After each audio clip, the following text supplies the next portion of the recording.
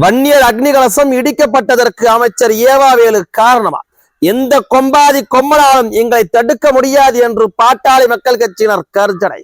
மீண்டும் அதே இடத்தில் வன்னியர் அக்னி கலசத்தை நிர்வாகித்தால் மிக பெரிய போராட்டம் வெடிக்கும் என்று மருத்துவர் ஐயா அவர்கள் எச்சரிக்கை. என்ன நடக்கிறது என்பதை குறித்து விரிவாக விவரிக்க இருக்கின்றது இன்றைய காலம். பேரன்பிற்குரிய தமிழ் உறவுகளுக்கு வணக்கம். நான் உங்க வேலமூர் கார்த்தி. பார்த்து கொண்டிருக்கக்கூடிய பார்வையாளர்கள் சேனலை சப்ஸ்கிரைப் செய்தும் பெல் ஐகானை கிளிக் செய்தும் ஆதரவு தரும்படி கேட்டுக்கிறோம். நமது சேனல் பணிகளுக்கு பங்களிக்க விரும்புவோர், வளர்ச்சிக்கு உதவ விரும்புவோர் கீழே கொடுக்கப்பட்டுள்ள ஜிபே, போன்பே, பேடிஎம் எண்ணில் தங்கள் பங்களிப்பை அளிக்கலாம்.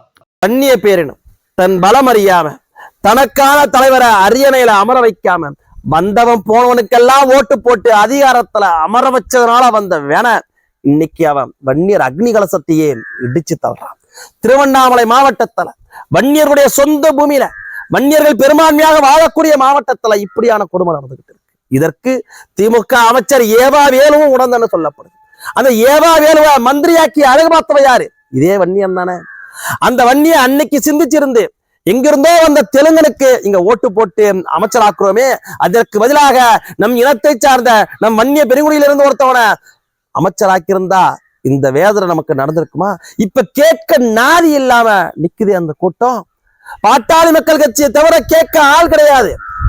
ஆனால் அந்த மாவட்டத்தை 60 விழுக்காட்டிற்கு மேலாக வன்னிய பேரினம் தான் வாழ்ந்துட்டு இருக்காங்க. 40 வருஷமா 30 வருஷமா அவன்கிட்ட அதிகாரத்தை கொடுத்தோமே, அவன் நமக்கு நம்முடைய அடையாளத்தை அழிக்க துடிக்கிறானே. இதை பத்தி சிந்திச்சோமா? வன்னியர்களுக்கான இடஒதுக்கீட்டை திமுக கொடுக்கல, வன்னியர்களுக்கான உரிமையை திமுக கொடுக்கல. வன்னியர்கள் வாழவே கூடாது, இவனோ அடையாளமற்ற அகதிகளை போல திரியணும்னு திட்டம் போட்டு திரியுது. தேர்தல் காலத்துல கூட இப்படியான அராஜகத்துல திமுக ஈடுபடுதுன்னா அதற்கு காரணம் என்ன? இவனை ஓட்டு போட்டா, ஓட்டுக்கு காசு கொடுத்தா ஓட்டு போட்டுருவானோன்னு நினைக்கிறதுனால தானே. இந்த எண்ணம் அவனுக்கு எப்ப மாறும்? பாட்டாளி மக்கள் கட்சி வன்னியர்களுக்கான இடஒதுக்கீடு கிடைக்கணும்னு போராடுது, அனைத்து சமுதாய மக்களுக்குமான இடஒதுக்கீடு கிடைக்கணும்னு போராடுது. ஆனா அதுக்கு இந்த மக்கள் ஓட்டு போட மாட்டேன்றான். 21 உயிரை கொடுத்து இந்த மக்களை வாழ வச்சது மருத்துவர் ஐயா அவர்கள். மருத்துவர் ஐயாருடைய போராட்டத்தினாலதான் இந்த மக்கள் இன்னைக்கு உரிமை பெற்று வாழ்ந்துகிட்டு இருக்கிறாங்க. ஆனா அதை இந்த மக்கள் புரிஞ்சுக்க மாட்டேன்றான். நம்ம பணம் கொடுத்தா ஓட்டு போட்டுறான்னு அவன் திமுக காரன் நினைக்கிறானா இல்லையா? அதனால வந்த வேணதானே இது.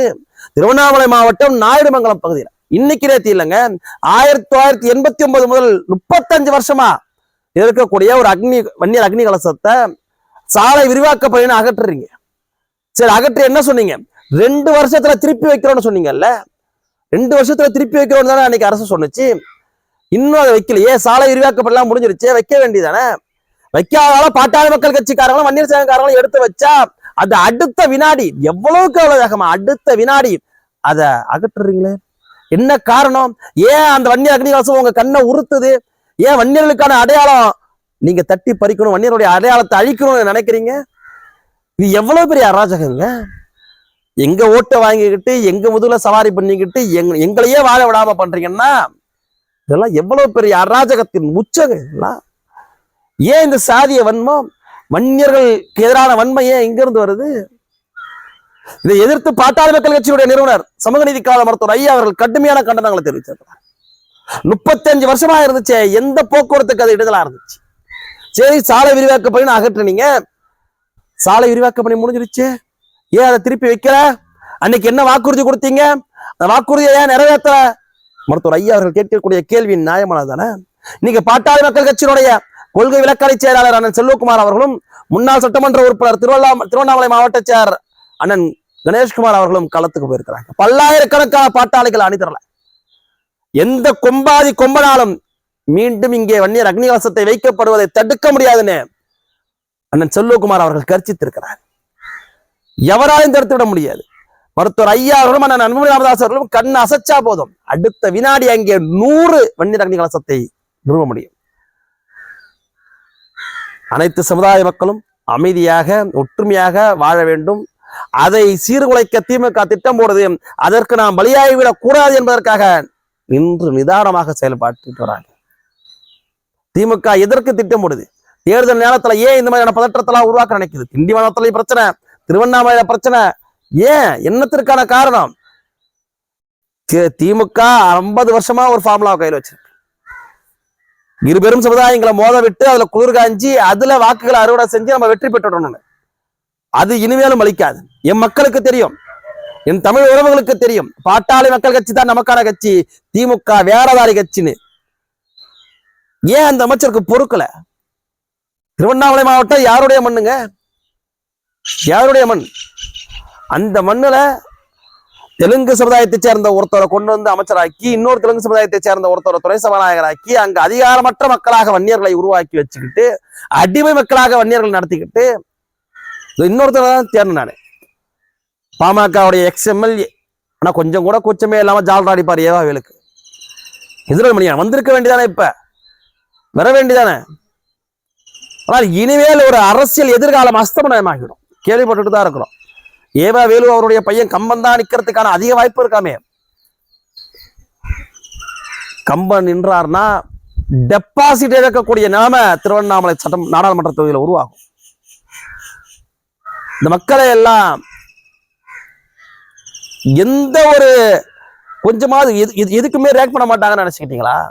நம்ம எவ்வளவு அடிச்சாலும் தாங்குவான்னு நினைச்சுக்கிட்டீங்களா? என்ன அராஜகம் வேண்டாலும் பண்ணலாம்னு நினைச்சுக்கிட்டீங்களா? எவ்வளவு அத்துமீறலுங்க இது. அமைச்சர் ஏவாவேலு சாதாரண கண்டக்டரா, ஒரு பைப் மெக்கானிக்கா இருந்தவரை இன்னைக்கு 10,000 கோடிக்கு அதிபதி ஆக்குனது அந்த வன்னியம் தானே, அந்த பகுதி வன்னியம் தானே. நீ திருவண்ணாமலையை விட்டுக்கிட்டு என்ன திரிபுராவிலையா போய் நின்று ஜெயிச்சிட்டீங்க? திருவண்ணாமலையில எவன் இருக்கிறான்? வன்னியம் தானே இருக்கிறான். அவனை ஏமாத்தி தானே இப்படி ஏவாவேலு அமைச்சரானாரு. இப்படி 10,000 கோடி சொத்தை சேர்த்து வச்சிருக்கிறாரு. கொஞ்சம் கூட நன்றி கடன் இல்லாம அவனுடைய ஒற்றை அடையாளம், இந்த அடையாளம் கூட ஏன் உனக்கு கண்ணை உறுத்துது? அந்த அடையாளம் ஏன் கண்ணை உறுத்துது? ஏன் நீங்க போறீங்களே திருவண்ணாமலையில நாயுடு சங்கத்தினுடைய சார்பா ஒரு மண்டபத்தை திறக்க போனீங்களே, அது மட்டும் இனிக்குதா? நாயுடு சங்கம் தான் இனிக்குதா? என்னங்கிறது அக்கிரமம். அனைத்து சமுதாய மக்களுக்குமான பிரதிநிதியா இருந்துட்டு போங்க. அனைத்து சமுதாய மக்களுக்கான பிரதிநிதியா இருங்க. மருத்துவர் ஐயா அவர்கள் நாயுடு சமுதாய மக்களுக்காக வந்து போராடுறாரு. என்னைக்காவது எந்த மக்களையாவது பிரிச்சு பார்த்திருக்காரா? தமிழ்நாட்டில் இருக்கக்கூடிய அத்தனை சமுதாய மக்களுக்காக குரல் கொடுத்தாரு. நீங்க எங்க சமுதாயத்தை பிரிச்சு பாக்குறீங்க? எங்க நீங்க வாங்குற 1 லட்சம் ஓட்டுல 80,000 ஓட்டு வன்னியரோட ஓட்டாதானே இருந்திருக்கும்.